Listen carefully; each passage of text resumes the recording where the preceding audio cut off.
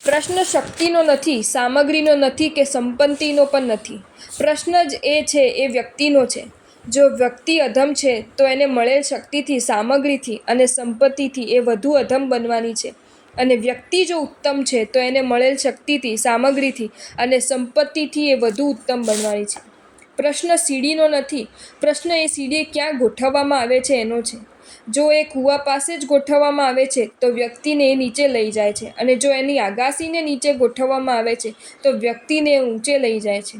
આ સીડી આપણને એક વાત ખાસ કહેવા માંગે છે કે દોસ્ત, પુણ્ય યોગે તને જે કાંઈ પણ મળ્યું છે એ બધું મારા જેવું તટસ્થ છે.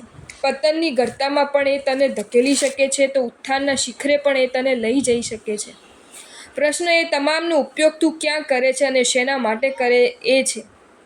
એક મહત્વની વાત, ઉપર જવા જે દિવાળ પર તું મને ટેકવે એ દિવાળ એકવાર બરાબર તપાસી લેજે, કારણ કે દિવાળ જ જો ખોટી હશે તો ઉપર પહોંચીને પણ તું પસ્તાવાનો જ છે.